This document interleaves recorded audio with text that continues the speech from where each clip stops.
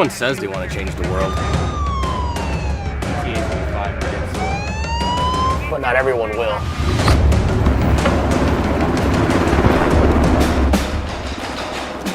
We are not everyone.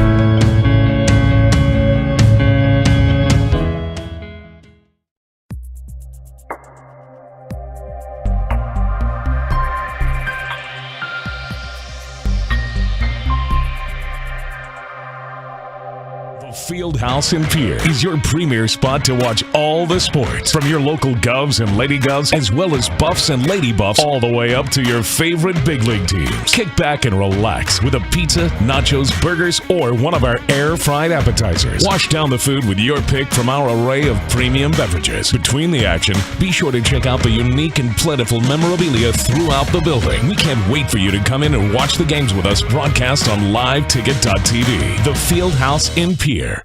DRG Media Group Sports is the official voice of the Pierre Governors. Keenels wants to run again, and he's got room. 40, 30, foot race to the 10, 5, and a touchdown. Pierre will come back and set up Avery Kaiser on the outside left through the block, and that's down. The official voice of the Pierre Governors, River 92.7, and also at the River 92.7 page of the DRG News app, brought to you by Golden Buffalo and DRGnews.com. Limestone canyons, flowing waterfalls, and pristine beauty make Spearfish a sanctuary for those seeking the ultimate escape. Outdoor enthusiasts will find top-notch sport climbing, mountain biking, and UTV OHV trails. Guests are steps away from peaceful hiking trails and tranquil streams. Relax and rehash your day's adventure at one of our award-winning local breweries. Finding rest is an important part of any adventure. Lodging in Spearfish comes with a variety of choices, from cabins, B&Bs, and campgrounds to the comforts of your popular brand-name hotels. To find your unique adventure in Spearfish, go to visitspearfish.com now.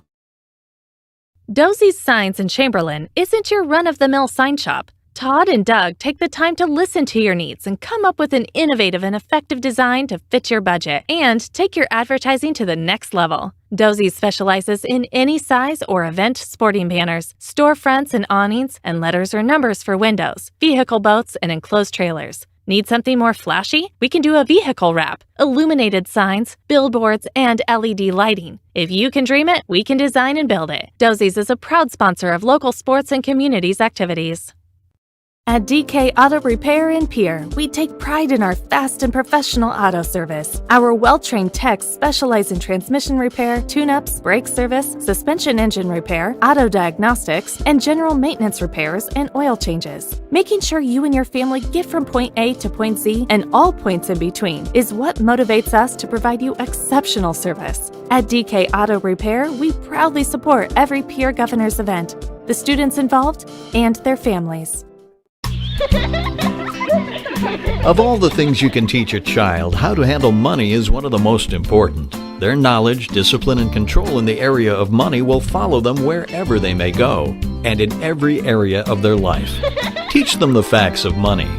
Dakota Plains Federal Credit Union, federally insured by NCUA. We're big on you. We're small enough to know your name, but we're big on you. Expect more, you expect more. When you expect more, Dakota Prairie Bank, providing great service right from the start. It's our promise to you that sets us apart. With every handshake and a smile, we go that extra mile. When you expect more, you expect more. When you expect more, Dakota Prairie Bank. South Dakota Popcorn is now open in downtown Pierre. Enjoy 22 different flavors of popcorn. Chew on some old-fashioned caramels and toffee. Enjoy some grassland soups and dips. Experience chars, jellies, syrups, and pickles. See what you can make with Hosmer egg noodles. Feast your eyes on the South Dakota artist and state line custom design products we have. South Dakota Popcorn, South Dakota proud. South Dakota Popcorn, 321 South Pierce Street, downtown Pierre. South Dakota Briggs Trucking and Construction in Fort Pierre provides quality freight transportation services, cargo hauling, excavation, and demolition services. They also specialize in dirt and gravel work for everything from commercial work to new construction. Briggs Trucking and Construction will haul everything from light poles to farm and agricultural supplies. The bigger the job or the bigger the load, the better, as that is where their expertise really shines. Contact Briggs Trucking and Construction at 605-280-2848 or email them at cbriggs25@pi.midco.net to visit about your next project. The Best Western Ramkota Hotel in Rapid City supports all South Dakota student athletes and their families. They are conveniently located off Interstate 90, close to downtown and minutes from the beautiful Black Hills. The Ramkota offers sports and family-friendly rates. Guests can relax for free in the indoor water park. They have 36,000 square feet of banquet and meeting space, and the award-winning Minerva's Restaurant and Bar is located on site. Best Western Ramkota welcomes everyone to beautiful Rapid City, South Dakota. When you're in the need for high-quality replacement auto parts, look no further than Zander Auto Parts and Machine Shop in Pierre. Zander's has been servicing the Pierre area for over 40 years. Their professional parts techs can get you the part you need and get you back on the road. Stop by Zander Auto Parts and Machine Shop at 500 West Sioux in Pierre or call 224-9221. Zander's, your source for domestic and foreign auto parts and accessories. Wow, Bill, you're walking so much better. What did you do? Well, I got so tired of the pain and nearly fell. And one of my friends recommended physical therapy at Winter Physical Therapy. And you know what? My back also stopped hurting. Huh. So how did you get started? My doctor wrote me a referral, but that's not always needed. Turns out you always have a choice where you want to go. So why did you choose Winter Physical Therapy? I love to support our locally owned small businesses, and quite frankly, they give great personalized care. Winter Physical Therapy. Exceptional care. The Golden Buffalo Casino at Lower Brule is proud of our area youth for their competitive spirit and participation in the various high school activities. It takes dedication and commitment to be the best you can be. It's all about sportsmanship and not whether you win or lose, but how you play the game. The Golden Buffalo Casino is your winning destination for great food and more ways to win more often. Our youth, our future. We at the Golden Buffalo Casino say thanks for all you do.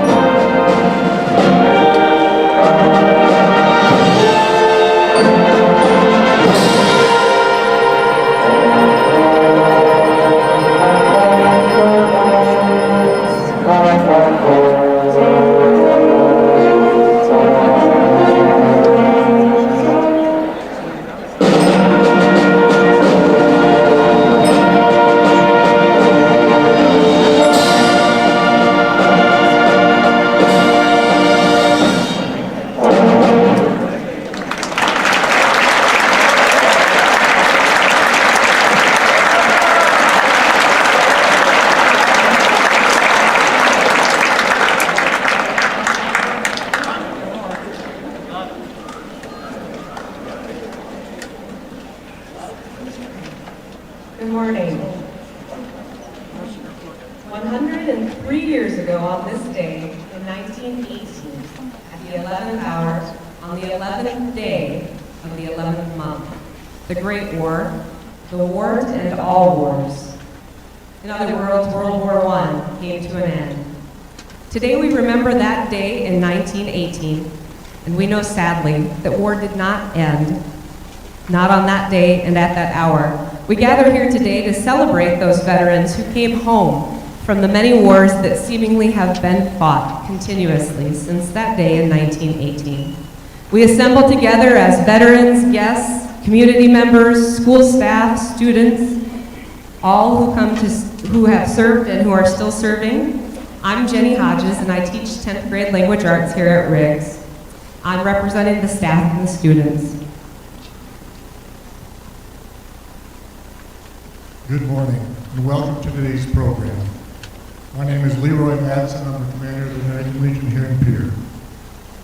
Ladies and gentlemen, please stand and respectfully, if you are able to, remove your headgear as the color guards are posted, and stay standing until after the color guard retreats. Color guard, advance and post the colors. Color guard, red, hut. Forward, hut.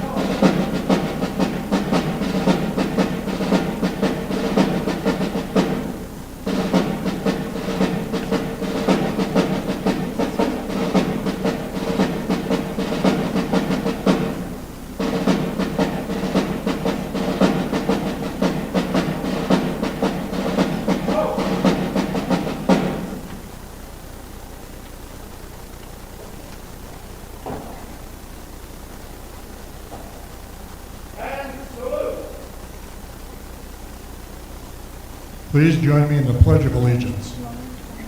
I pledge allegiance to the flag of the United States of America and to the republic for which it stands, one nation, under God, indivisible, with liberty and justice for all.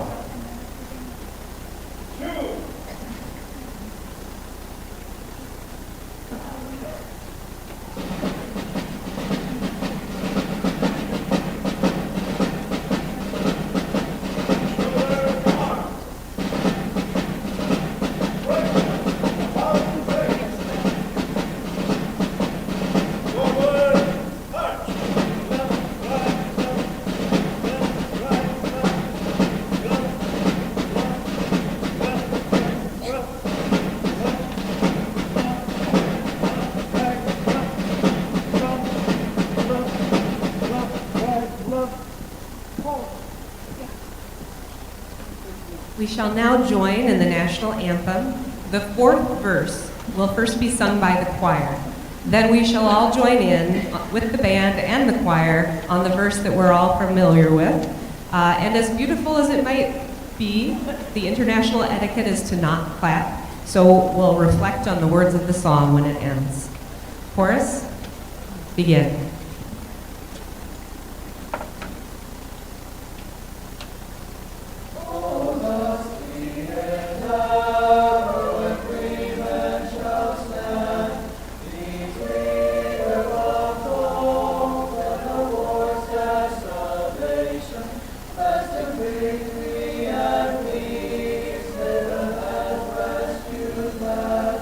With a heart of faith and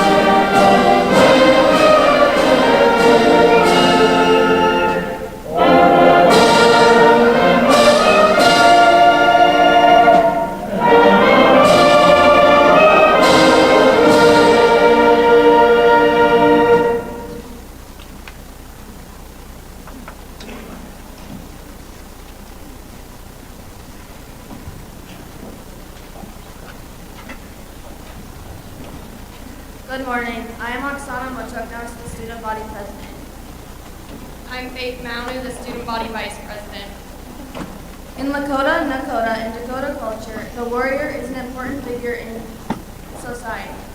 Many from the tribes of the Upper Plains have volunteered for the services, and many have paid the ultimate sacrifice for the land we all love. A drum circle based out of GMMS named the Tate Topa, meaning the four winds, will be performing an honor song.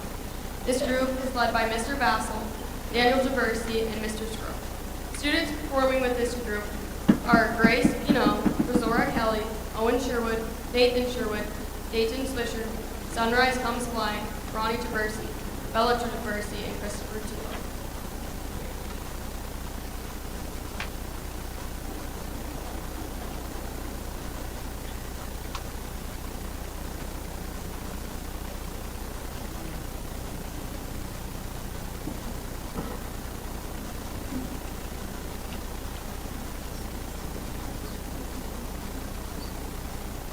Hello, everybody. My name is Pierre Governors. This is our drum group, Tate Topa. It means four wings. The song that we're going to sing is composed by Kenny Scavio of the Blackfeet Nation. Kenny wrote this song as an honor song to our veterans. When I say veterans, I mean veterans of all races, colors.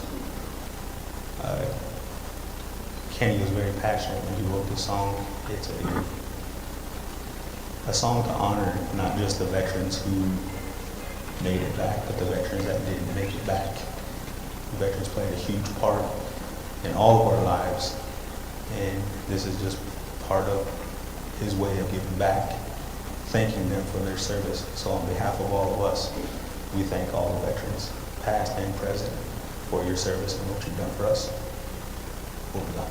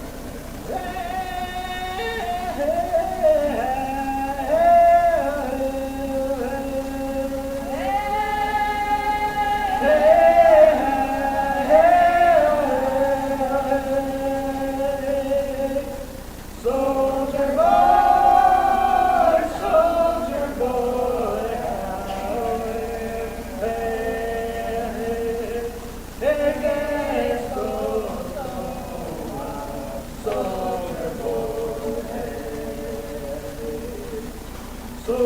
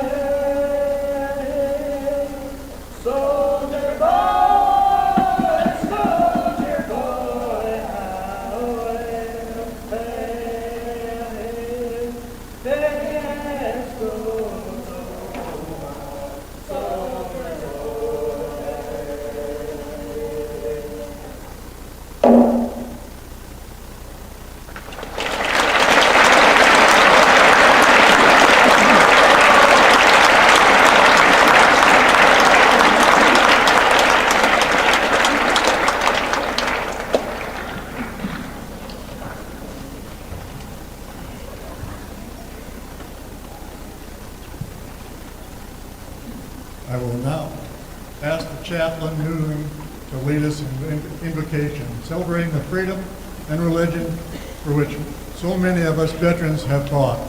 Please stand and remain uncovered. Chaplain, if you would.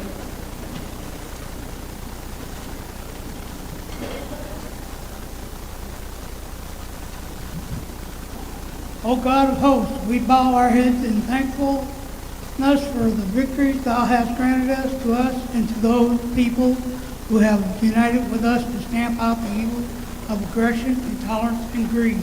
We beseech thee to bring the blessings of understanding to the family and friends in this and other lands of those who have given their lives that men may be free. Grant, O God, that those closest to the fallen may mingle the pain of their losses with the nobling flight of sacrifice for civilization, sacrifice for a better world for this and other generations yet unborn. Grant us too, O God, the courage to so live with the family of nations around the world that the end of strife will be the beginning of enduring peace. Grant us the patience in planning with our fellow men and women a world in which nations may restore their difference by peaceful means. Touch thou the souls of people in every land with the enduring light of wisdom, so they may form a brotherhood which will strive to further the arts of peace under laws, ethics, blessed by thy love. Grant us now thy continued blessings upon the unity and strength that makes victories possible in war, that we may have greater victories of peace. Amen.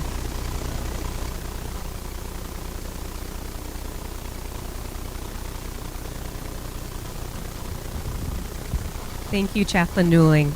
Please be seated. I wish to thank Mr. Larry Johnson as well as the fine musical group made up of students and community members for their excellent music and the national anthem.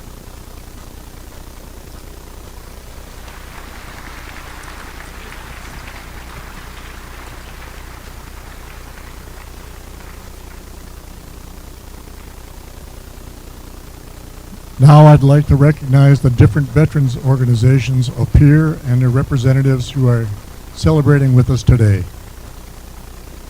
After I announce each organization, please give 2 claps. World War I Barracks, World I Auxiliary, American Legion Post 8, American Legion Post 8 Auxiliary, American Legion Post 20, American Legion Post 20 Auxiliary, American Legion District 3, American Legion District 3 Auxiliary, Disabled American Veterans Oahe Chapter 18, Disabled American Veterans Oahe Chapter 18 Auxiliary, Daughters of the American Revolution, and Sons of the American Revolution, 40 and 8 Deutscher 522, Legion Riders Pierre Chapter, Oahe Marine Corps League, Sons of the American Legion, Veterans of Foreign Wars, Charles E. Thorne Post 2038, Veteran of Foreign Wars Auxiliary, Post 2038 Auxiliary. Vietnam era veterans, honoring those who served in Desert Storm and Afghanistan, and the Iraq veterans. Civil Air Patrol, Native American warriors, and the National Guard. Thank you. Thank you, Leroy. I also want to thank the American Legion Post 8 and 20 for being our color guard today. The folks that were in the color guard were Andy Dice, Randy Bergstrom, Matt LeBrun, and Jean Collette. I'll turn my page here. All right.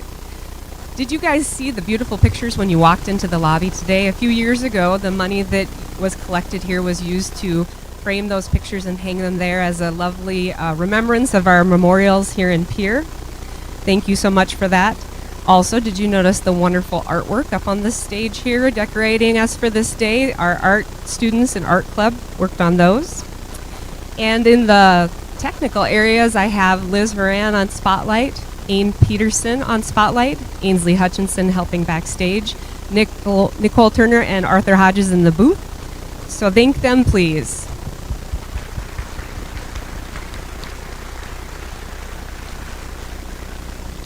Also, our program is being live streamed at gogovs.live so that folks at home can enjoy it as well. Now, could I please take a moment of personal privilege, and recognize all of you in the audience or on stage who are currently serving or have served in the military. I know that the Riggs graduates and other military personnel are here in this audience. Please, active duty military personnel and all veterans, stand and be recognized.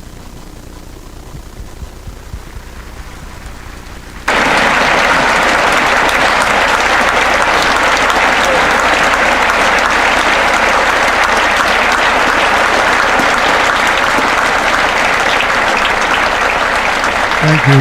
Please be seated.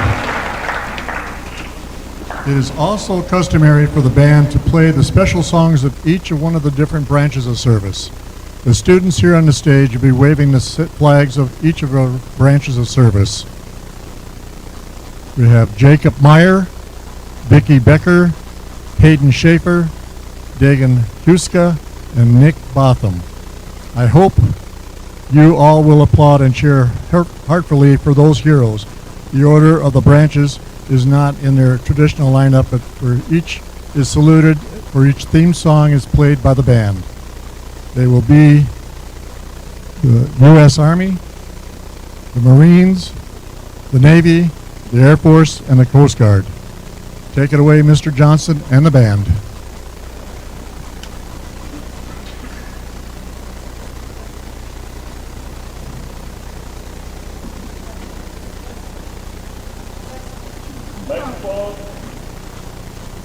Testing, testing.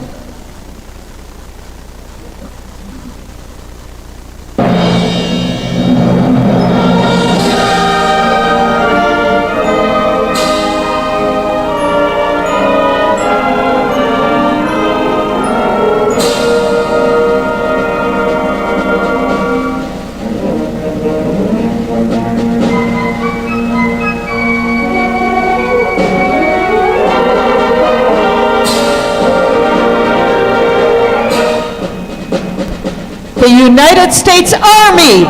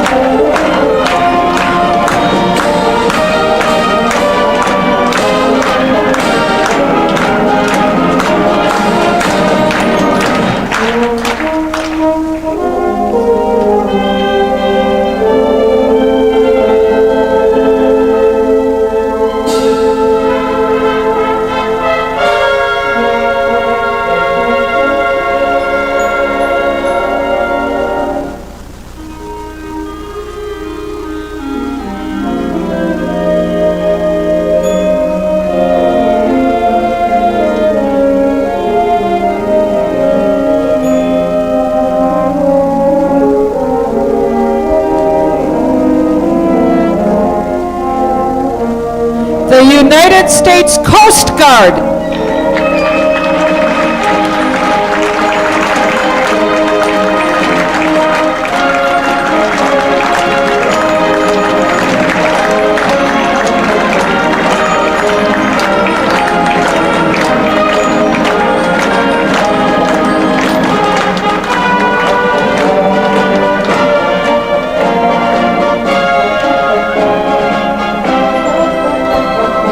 The United States Marines.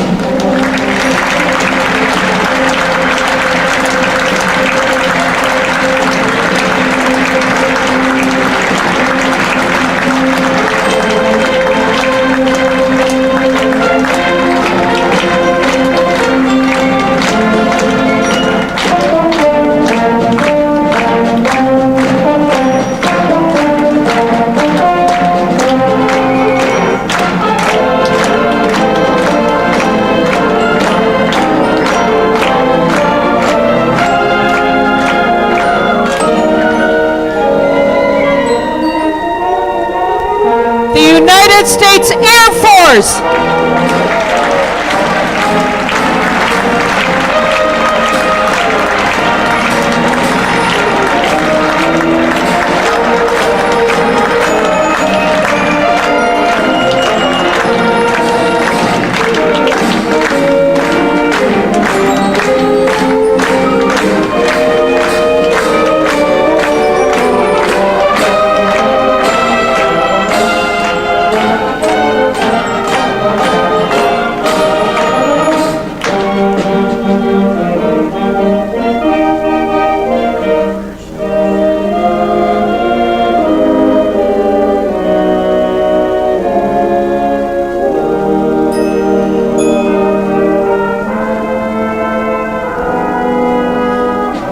United States Navy.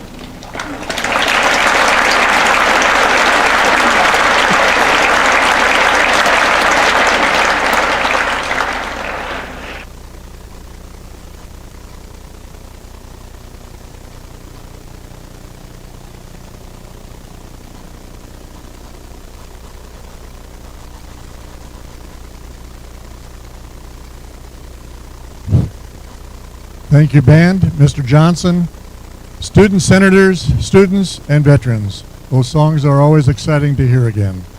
I never get tired of them. Our speaker today is John Moisen.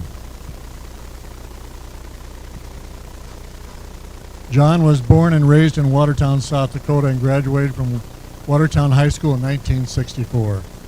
He enlisted in the United States Army in 1964. It is my honor to welcome Mr. John Moisen.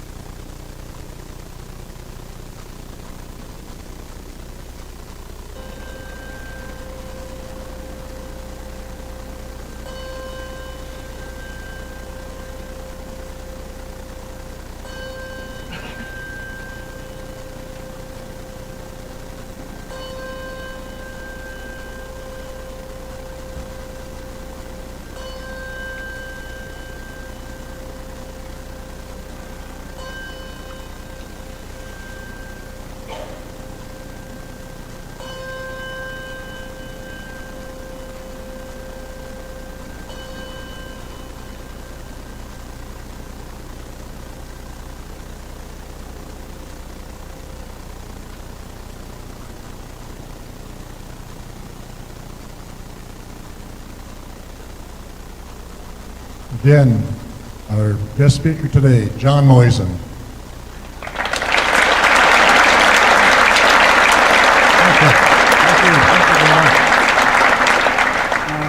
Before I get started, I would like to congratulate the fans of Pierre High School, the staff, and the amazing football team you all have. And good luck going to them. Give yourself a hand, would you please?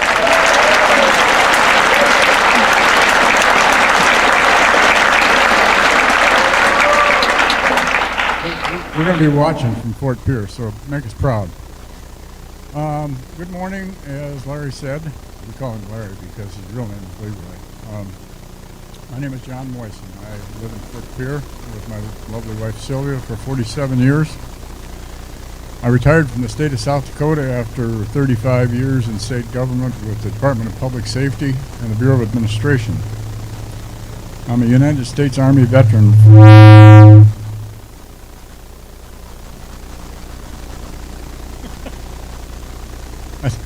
In the Army, we used to call it incoming. I'm a United States Army veteran who served from 1969 to 1971. While I was on active duty, I served Fort Gordon, Georgia, Fort Carson, Colorado with the 5th Infantry Division, and Gelnhausen, West Germany with the 1st Battalion of the 33rd Armed Cav. I will tell you that the Armed Cavalry is not all there. They're a little crazy. They like tanks and guns and screaming and hollering. It's pretty crazy. I was honorably discharged in March of 1971. I was a graduate of the University of South Dakota, and I was commissioned as second lieutenant to the ROTC program at the University of South Dakota in May of 1968.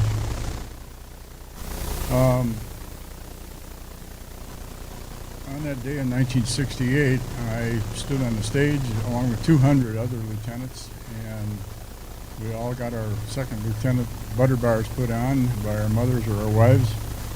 And 1968 was a really bad year in Vietnam because that was the year of the Tet Offensive. Some of the most intense fighting in Vietnam.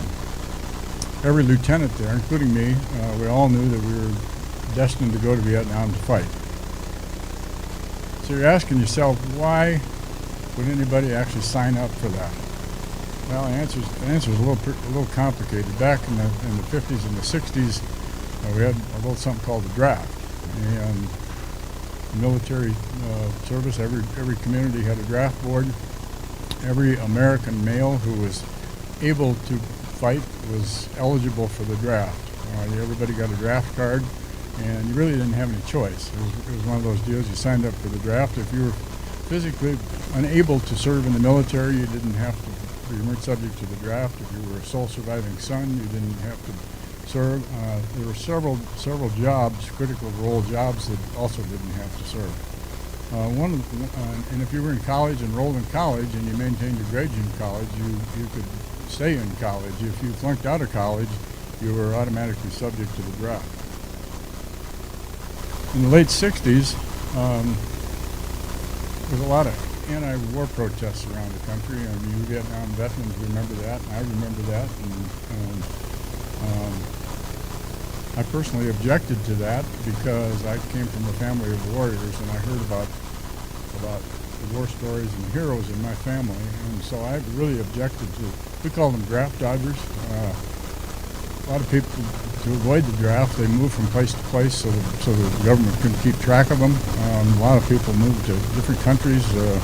Canada was a preferred place of refuge. They also went to Amsterdam and other places. At the same time, I believe in freedom of speech. I believe that you have a right to protest and do it peacefully. But on the other hand, I really never understood why we were in Vietnam to begin with. So I understood why they were there and protesting, but I really didn't understand why we were in Vietnam. But I figured I was going to go. I come from a family of warriors. When I grew up, my mom and I lived with my grandparents, and my folks were divorced when I was 3 months old. And my grandfather was sort of my mentor, and I learned to hunt and fish and shoot and everything with him. And So I came from a family of what I call heroes, and I was always told that they were war heroes. My great-great-grandfather was a soldier with the Minnesota 10th Cavalry in the 1850s and 60s. He fought the Sisseton-Wahpeton Oyate tribe, Sioux tribe, from Sisseton, South Dakota, and northeastern South Dakota around Watertown and Brookings. In 1860, after peace was made with the Sisseton-Wahpeton Oyate, he came back to South Dakota and learned guerrilla warfare from the Sioux people. The Sioux people were really good at guerrilla warfare, and so my great-grandfather came back and learned how to do that, because American soldiers didn't know how to do guerrilla warfare. In 1861, he was recruited by the Union Army to teach guerrilla warfare to the Union soldiers who were fighting in the Civil War. And later, he got in the Civil War, and he was in 1864. He was at the Battle of Nashville, a terrible, violent battle in Nashville. In December of 1864, he received a battlefield promotion from lieutenant to captain for his gallantry and bravery in battle. Today I brought his saber along from the Battle of Nashville. He was shot by a sniper, of all things. He taught guerrilla warfare, but the Confederate soldiers already knew that. And my great-great-grandfather got shot through the hip and through his saber. So I brought his saber along just to show you that I'm telling you the truth. Here's his saber from 1864, the Battle of Nashville, and if you look carefully, you can see the bullet hole in the side. That's where the bullet went to. It was a .30 caliber musket ball that went through his right hip and through the handguard on the saber, and he was paralyzed forever. I mean, he walked with a limp after the Civil War.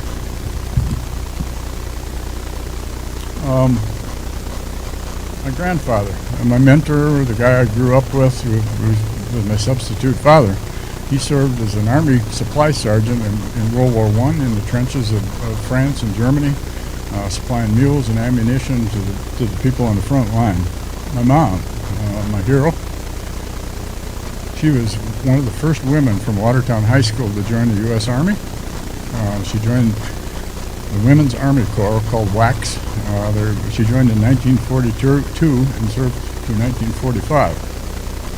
My Uncle Jack, who lived with us, also was a World War II vet. He was in the U.S. Marine Corps. He served at Leyte, Guadalcanal, and Iwo Jima, where he got the Bronze Star with a V for Valor. So nobody ever told me that I had to serve. I just felt that I should. It was one of those deals where I should, and I was already a lieutenant, and so I thought, okay, I'm going to serve and do whatever I'm told. In June of 1969, I was in uniform. You used to fly on a discount if you wore your uniform, or sometimes free. And I was flying back to Watertown to make arrangements with my lovely bride for our wedding in August of '69. And I got out of the airplane, and some guy walked up to me, and I was in uniform, and he said, it's kind of hard. Were you in Vietnam killing babies? And I kind of wasn't very happy when he said that, and I'll be diplomatic. I'll just say he got out of my way. I won't go into any of the details. He got out of my way. Well, those kinds of confrontations were happening all over. That was my first exposure to that kind of thing. I didn't really understand it until that day, and those kinds of things were going on all over America. Most of them were far worse. American soldiers were disgraced, spit on, beaten up, thrown in jail. I couldn't find a place to live, refused jobs, humiliated just because they were soldiers or Vietnam veterans. There weren't any welcome homes. There was no parades, no politicians flapping their lips. Simply silence and disgust towards Vietnam vets. I experienced a little of that myself trying to get a job. By contrast, the Native American community in South Dakota, the Sioux people, Lakota people, Dakota people in Dakota, all honored their Vietnam veterans. They had powwows, they had feasts, they had rodeos, they had, and Vietnam vets were honored and held in reverence.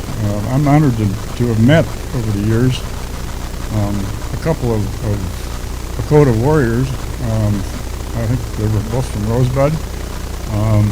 They were given the Order of the Red Feather, which is basically an honor to, because the veteran saved another soldier's life in combat. And what that means is the Order of the Red Feather is an eagle feather is dipped in blood and presented to the warrior, and that warrior is held in reverence forever and honored forever by the tribe. In 1975, this is kind of hard for me because I was here in Fort Pierre. I was married, I had a daughter, I had a good job, living the American dream. And I stood in my living room in Fort Pierre and I watched the North Vietnamese overtake the city of Saigon and people jumping off of helicopters. They were pushing helicopters off of ships. And I stood in my living room and cried. And that day I kind of buried the word veteran. As far as myself goes, I buried the word veteran. I was ashamed of myself because I didn't go to Vietnam. I didn't volunteer to go fight. I came from a family of warriors, and I was just a plain old ordinary soldier who did what I was supposed to do and went where I was supposed to go. And so I kind of buried the word veteran after that. For 26 years, mind you, 26 years. I shied away from veterans conversations. Anybody want to talk about Vietnam, I'd just leave. And I just didn't want to talk about it because I was ashamed of myself because I didn't go fight. I was supposed to fight and I didn't do it. In 1999, Bill Janklow, governor at the time, appointed me to run the World War II Memorial and the dedication and the statue building and all of the things over at Capitol Lake. That was held on September 15th, which was just 4 days after the attack on the World Trade Center and the Pentagon. And most of you here don't remember that. Most of you weren't born that, but the rest of us that are here really remember that. Over 20,000 people came to that event. It was cloudy and rainy and kind of a nasty day. 7,000 of those 20,000 people were World War II soldiers in their 70s, 80s, and 90s. When I was supervising these things, I'd go around on a golf cart and check just to make sure everything was going okay. All my work had been done, and I just had to go around and check things out to make sure everything was going good. I went down by the Fighting Stallions, right at the corner of where the Fighting Stallions is in Capitol Avenue, and we had a separate area set aside for disabled veterans from Sioux Falls, from the Veterans Home, from the VA Hospital, from Sturgis, the VA Hospital, and the Veterans Home in Sturgis. And there was probably 20 or 30 soldiers, men and women. Some of them were in hospital beds, some of them were in wheelchairs, some of them were in walkers. Every time the American flag came by in the parade, a nurse would help them stand up or sit up in their hospital bed so they could salute. And across the street, I looked and I saw my 80-year-old mother saluting the flag. So at that moment, I decided that I was a veteran. I had kind of a revelation of, hey, I'm a really veteran. I am a veteran, and I'm a Vietnam veteran, and I'm proud of it. So I walked the walk and talked the talk after that. In 2003, Governor Rounds selected me to run the Korean War Memorial, the dedication and the parade.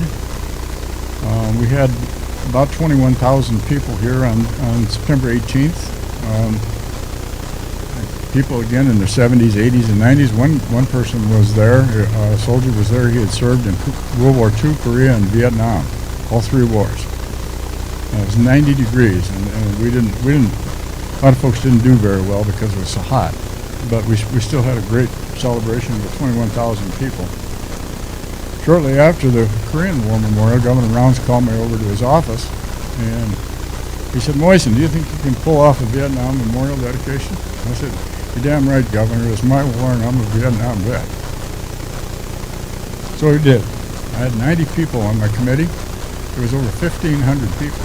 And many of you people that volunteered, there was 1,500 of us from Pierre, you all included, many of you included, were volunteers to get people around where they're supposed to be and get them to the dedication and the ceremonies. It was an amazing thing. Probably the largest event that the state of South Dakota has ever had for a public event that the state of South Dakota has ever had. We had about 40,000 people here. 11,000 of them were Vietnam vets or Vietnam era vets that came to Pierre, and 11,000 is approximately 50% of all of the people that were in the service during Vietnam. So let me just, I don't think this is a rarely seen video. Here's what that looked like. In case, and there's a lot of you weren't here, and a lot of you have not seen this, but this is what that looked like.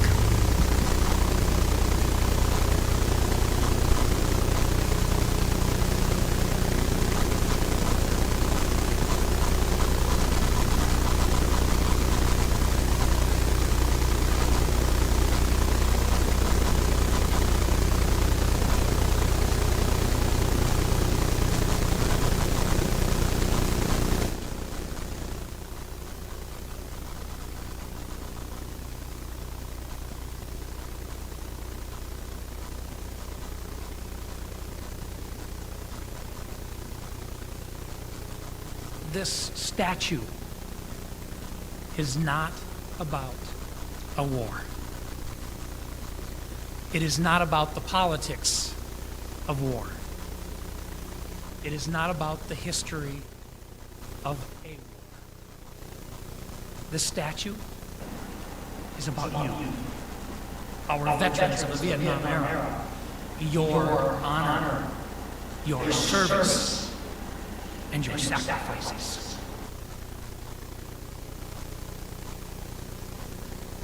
Said goodbye to his mama as he left South Dakota to fight for the red, white, and blue. He was 19 and green with a new M16, just doing what he had to do. He was dropped in the jungle where the choppers would rumble with the smell of napalm in the air. And then the sergeant said, "Look up ahead." Like a dark evil cloud, 1,200 came down on him and 29 more. They fought for their lives, but most of them died in the 173rd Airborne. On the 8th of November, the angels were crying as they carried his brothers away. With the fire raining down and the hell all around, there were few men left standing that day. Saw the eagle fly through a clear blue sky. 1965, the 8th of November.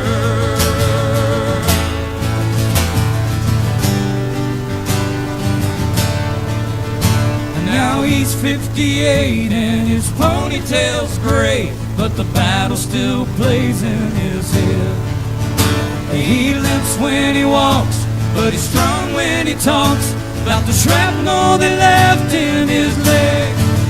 He puts on a gray suit over his airborne tattoo as he ties it on one time a year, and remembers the fallen as he orders a tall one and swallows it down with his tears. On the 8th of November, the angels were crying as they carried his brothers away. With the fire raining down and the hell all around, there were few men left standing that day. Saw the eagle fly through a clear blue sky. 1965, the 8th of November.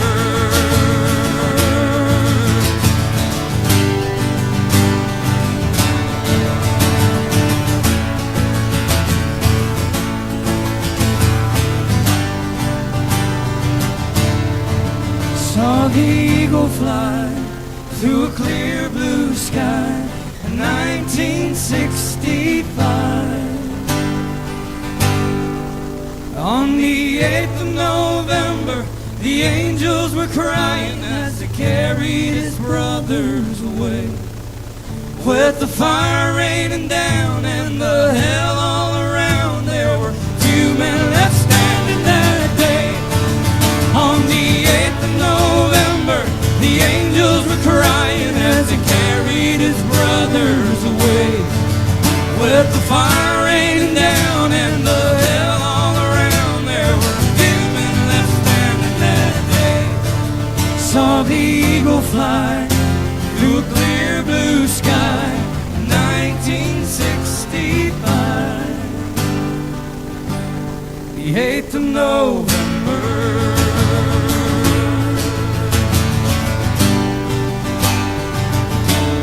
The 8th of November. The 8th of November. Said goodbye to his mama as he left South Dakota to fight for the red, white, and blue. He was 19 and green with a new M16, just doing what he had to do.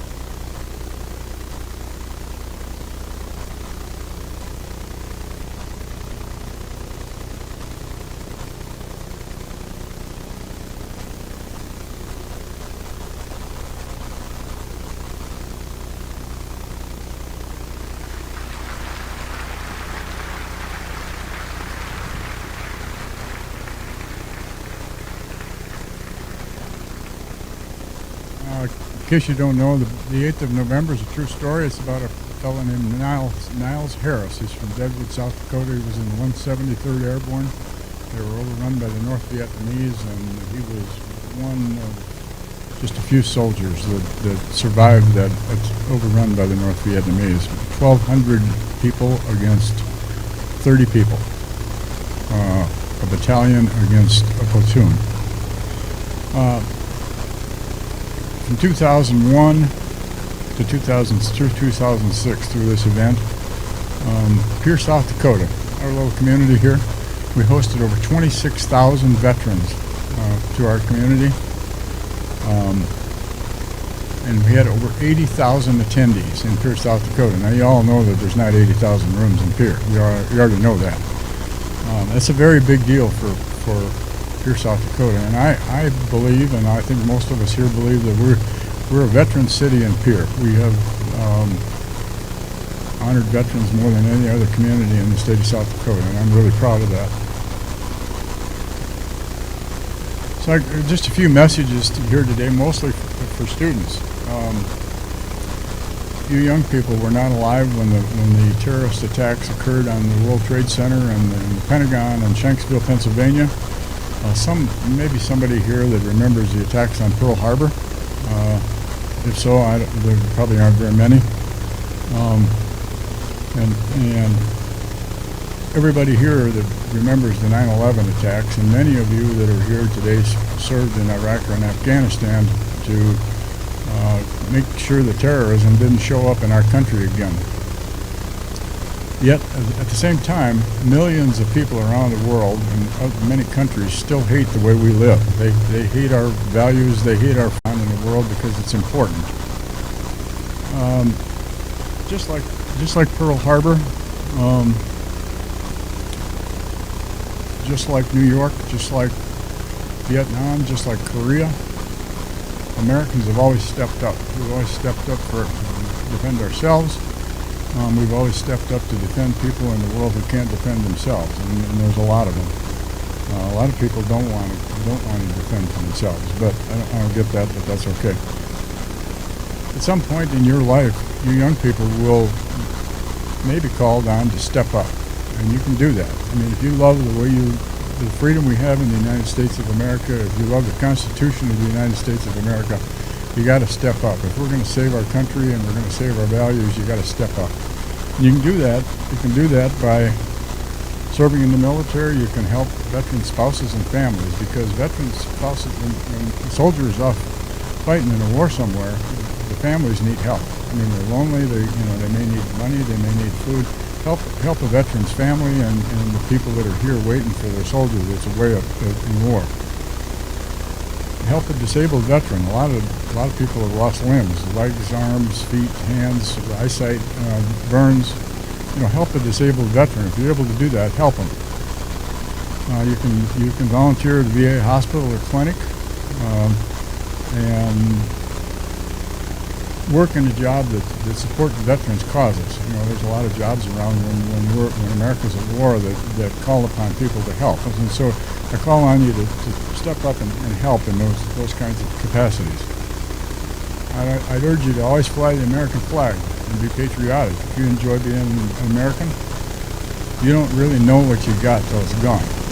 And so if you value what you have today and what we believe in today, then be patriotic, fly the flag. And I guess all you people going to the Dome, I guess I'd urge you to take the flag with you and show them that Pierre, we're not only Governors fans, but we're also American fans. Did you know that less than 1%, 0.04% of people are in the active duty of the military service now, defending 330 million people? And that 0.04%, less than 1% of the population, a lot of those people are overseas, so they're not all here in the United States. So that's a minuscule percentage of people that are actually defending our country. Only 7.3% of us, of all the population of the United States, and you all on the bottom floor here are included, have ever served in the military. 7.3% of the population defends 330 million people. Think about the numbers there. Never disgrace a soldier like we came back from Vietnam. Don't do that. And the reason why is bad things happen in a war. Soldiers get wounded, they lose limbs, they get killed. They're exposed to toxins and chemicals that they wouldn't be exposed to in Phillips, South Dakota. I mean, they're exposed to things that they're not normally exposed to when they're at home. Beautiful and historic buildings get destroyed, sometimes on purpose, sometimes accidentally, and civilian men, women, and children get killed. That's part of war. That's what war is about. Everybody that signs up as a veteran, the military trains you to be a warrior, and we are the hired gun for the United States of America. And so bad things happen in war, and a lot of them are accidental, a lot of them are intentional. So the crux of the whole thing is when soldiers are in war, they're in that to protect themselves and protect the buddy that's next to them. And they want to come home. All they want to do is do what the country tells them to do, and their commander tells them what to do, and they want to come home. They don't want to stay where they're at. They just want to get through what the process is and come home. So never disgrace veterans, because that doesn't go well. That doesn't go well. We already have proof of that in the United States. Show up for veterans celebrations. If a group gets deployed, show up. Show up at the event and wish them well, because they're going off to another country. They're leaving their family, their job, their income, and so show up. And when they come home, welcome them home. Go to the welcome home and go to the parade and whatever festivities there. Show up. help them out and welcome those folks home. Because you don't know what they've been through, and they just want to feel welcome when they get home. Here in Pierre, we have the Flaming Fountain Memorial. Our legislators are working really hard with the administration to do some very much needed repairs down there. It's getting old, and our legislators and the administration are working as we speak, trying to make sure that we get some improvements done down there.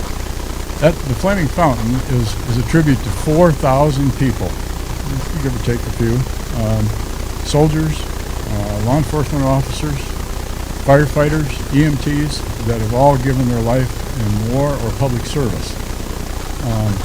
And it's up to us, because we're sort of the caretaker of the Flaming Fountain Memorial. It's up to us to encourage our legislators and administration to keep that up the way it should be, because it's a sacred place to veterans, and it's a sacred place to law enforcement, EMTs, and firefighters. You saw in the video Vietnam Memorial, what those memorials can do, and the celebrations we have over here at Capitol Lake. I need to tell you a story about a guy that called me from trip South Dakota 1 year after the Vietnam Memorial, and he was on my machine at home when we got home, and I called him back, and he gave me his name. I won't tell you what it is. And he said, just a minute, I got to pull over, and I'm driving. So he pulled over, and he said, I just called to thank you and your committee for saving my life. And I said, well, how do we do that? And he said, well, my wife and I got married when I was right out of high school. He said I got drafted, and he said I went to Vietnam. He said I did some terrible, terrible things. He said I don't know if God will ever forgive me for the things that I did in Vietnam. He said, so the last 6 months, he said, I've had a pistol locked in my dresser drawer, loaded, a 9mm Glock. And he said I was getting ready to kill myself. And my wife talked me into coming to the Vietnam Memorial in Pierre. So he said I came reluctantly. He said I didn't want to go. And he said, I got there, and he said I saw 40,000 people just like me, 40,000 people that appreciated me. And he said I came home. He said I unloaded my gun and put it in the gun safe. He said I called the VA. I got some help. He said I started going to church. He said I started loving my wife for the first time in over 40 years again. And he said I started loving my 2 sons for the first time ever. And he said, just thank you for saving my life. That's what those memorials do for people.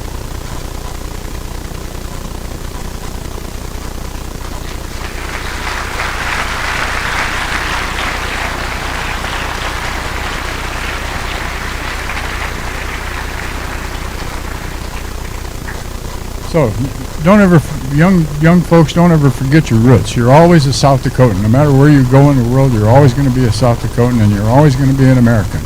You can't change that, and so don't try. We live in the best state in the United States of America. We live in the best country in the world. We live under the Constitution, and we have freedoms that hundreds and hundreds of other countries don't have. So be proud. Be proud. Go to the Dome, take a flag with you, and be proud. So God bless you. God bless South Dakota. God bless the United States of America. My name is John Moyson. I am a veteran, and I'm a Vietnam veteran. Thank you.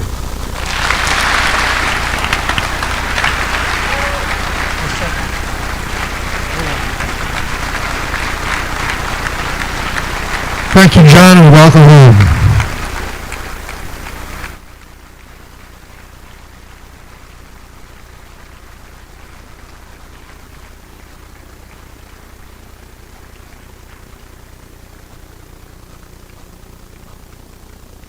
Thank you for those inspiring words, John.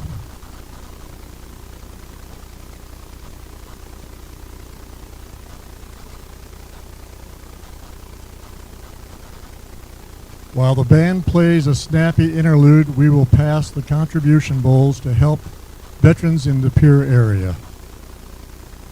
The money we raise today will be used to provide holiday meals for struggling veterans through the Missouri shores.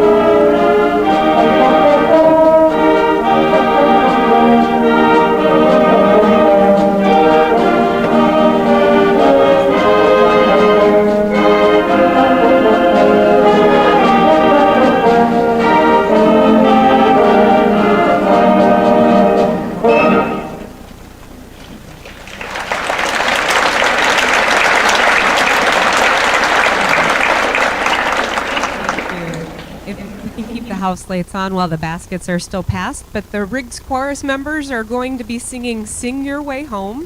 Thank you, chorus members, and Mr. Rod Bauk for sharing your music with us today.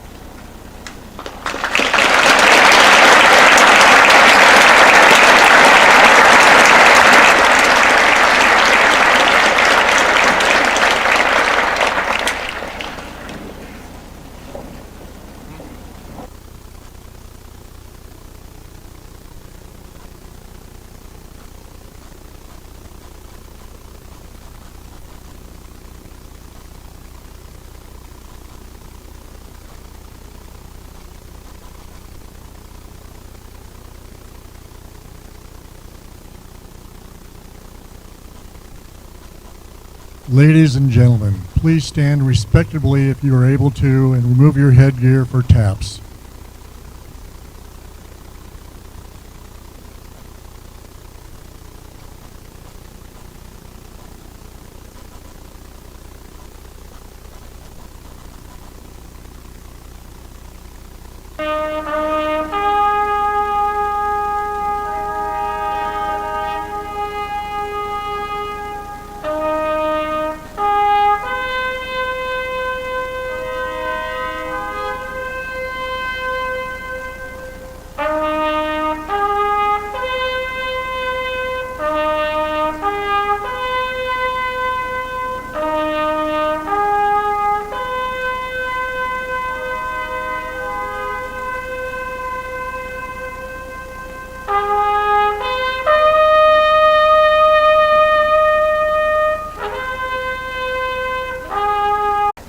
Ladies and gentlemen, please be seated.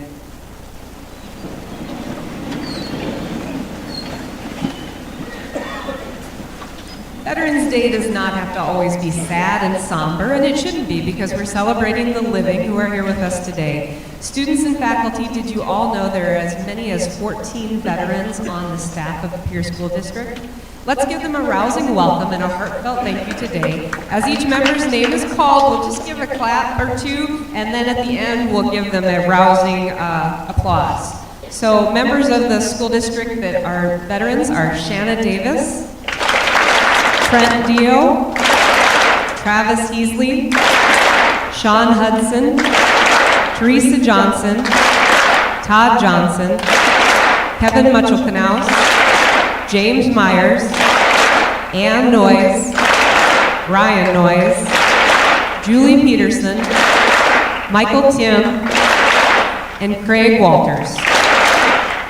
Now we'll have soloist Michael Pangburn. We'll join the Capital City Band with God Bless the USA.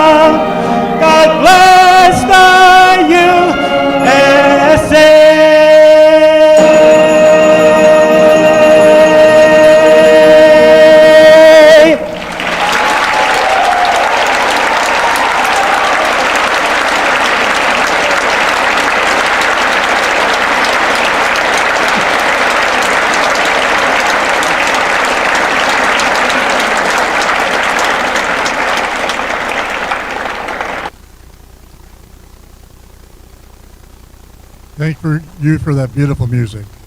I have a few announcements for the veterans and community of Pierre. There's a light luncheon to be served down the American Legion cabin following the program, and a free will donation. And Please stay standing for closing chaplain for benediction, please.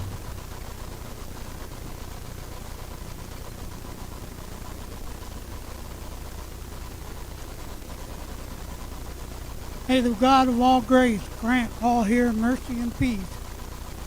May our hearts be knit together with that of the Prince of Peace. This I ask in Jesus' name. Amen.